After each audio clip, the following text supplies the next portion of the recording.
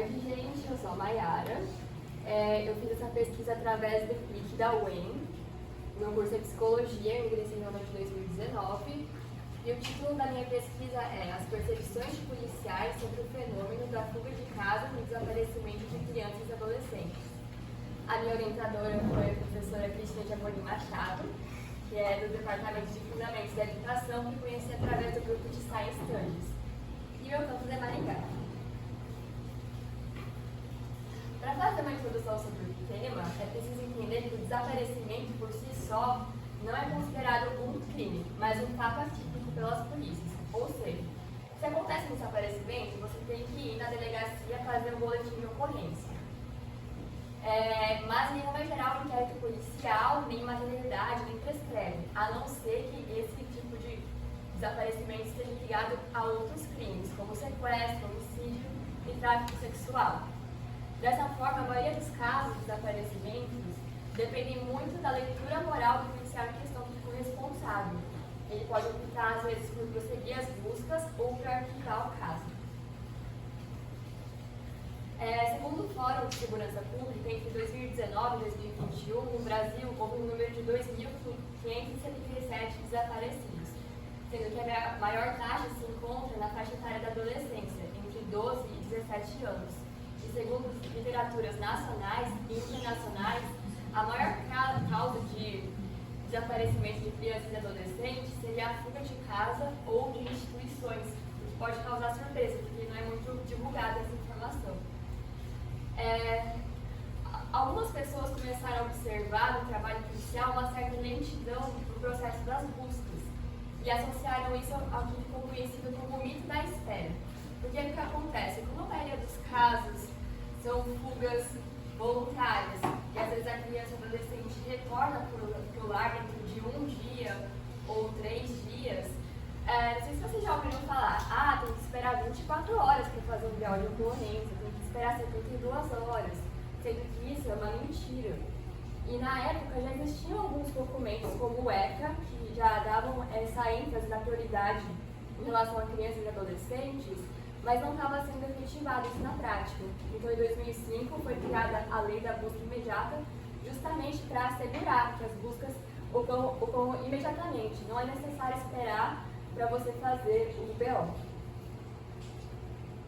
Então, o objetivo da pesquisa foi compreender a percepção de policiais de uma delegacia especializada em investigações criminais de uma cidade do interior de São Paulo sobre o fenômeno da fuga de casa, fazendo uma revisão bibliográfica, análise do tema e também tecer considerações sobre como facilitar as buscas e diminuir o sofrimento das famílias. Então, essa foi uma pesquisa qualitativa com método cartográfico, com revisão bibliográfica e também a análise do desenvolvimento processual das investigações. Eu também realizei uma entrevista com 3 policiais de forma semi-estruturada e presencial de aproximadamente 1h30. Nos resultados obtidos, eu consegui me aprofundar na definição e nos tipos de desaparecimento e nos passos da busca, mas por conta do tempinho curtinho da apresentação eu não pude detalhar aqui. E nas entrevistas, os policiais trouxeram que não existem cartilhas ou manuais que expliquem como conduzir os casos de desaparecimento de forma mais aprofundada. Só existem algumas portarias de uma forma bem básica, mas sem aprofundamento. Durante as entrevistas também os policiais demonstraram desconhecimento de algumas plataformas de registros de desaparecidos, como o Sinalídio, o Cadastro Nacional de Desaparecidos. Na revisão de literatura, eu encontrei vários estudiosos que apontaram para problemas na sistematização de dados de POs, com informações muito importantes faltando, como raça ou idade. Como que você vai encontrar o desaparecido se você não sabe a raça ou a idade da pessoa? Também apareceram problemas na comunicação interestadual das polícias, que não existe uma rede formal para esse contato, então eles utilizam o WhatsApp para fazer essa troca de informações. Eu também me aprofundei na relação da lei da busca imediata com a condução dos casos de desaparecimento de forma geral, através de 3 conceitos, que são jogos classificatórios, a construção de reputações e a cultura da espera. E também tem considerações sobre como facilitar as buscas, mas por conta do tempo eu vou me detalhar apenas em 2. Uma delas seria, por exemplo, a capacitação de motoristas de ônibus, porque muitos adolescentes fogem para as rodoviárias e ficam circulando dentro da cidade ou vão para outras cidades, por exemplo. E principalmente, assim, eu até por trabalho da Amanda, assim, nessa parte das pessoas trabalharem com as redes públicas de cuidado, né? Por exemplo, se tem um caso de um adolescente, uma criança que foge repetidas vezes, se o policial pudesse, por exemplo, orientar para essa família, buscar talvez um CAPS ou uma UBS, porque existe algo nessa dinâmica familiar que está favorecendo esse desejo de desaparecer, seria muito importante, até para evitar processos de revitimização e de exposição à violência nas ruas. E existem exemplos de trabalhos da polícia que estão caminhando para esse trabalho com as redes públicas de cuidado, como a Rede Catarina, que eles cuidam de casos de violência doméstica. Também durante as entrevistas, os policiais falaram, como muitos outros servidores públicos, que se sentem sobrecarregados, que não existem funcionários suficientes.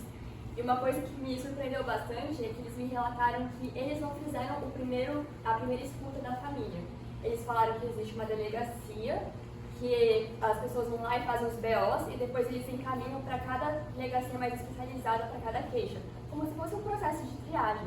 Mas o que me chamou a atenção é que 2 deles utilizaram a mesma expressão para falar dessas delegacias, como linhas de produção de BOs, o que passou para mim muito esse sentimento de massificação e esse distanciamento dos policiais no processo. Então, como que essas famílias que chegam são acolhidas, né? Eles também falaram que eles sentem um maior alarme, uma maior gravidade em casos de crianças e adultos, porque geralmente são casos mais involuntários, enquanto os adolescentes, eles geralmente são encontrados bem, que eles fogem por rebeldia e estão na casa de algum conhecido, eles só não querem ser encontrados. Também apareceu um recorte de gênero, que no caso das meninas é comum que elas fujam com os namorados, e com os meninos que têm a relação com dependência química com drogas ilícitas. Eles também têm essa sensação que a fuga de casa extrapola o trabalho policial, sendo mais um problema da esfera da família, da escola, mas ao mesmo tempo eles têm um desejo de dar uma resposta, então eles se frustram quando não encontram uma pista sobre o paradeiro dos desaparecidos. Com conclusão, eu queria trazer muito para o meu trabalho que o atendimento e acolhimento das famílias implica algo que vai além de seguir protocolos formalmente estabelecidos, mas principalmente a capacidade de transmitir sinais de apreço e consideração como um exercício de sua autoridade.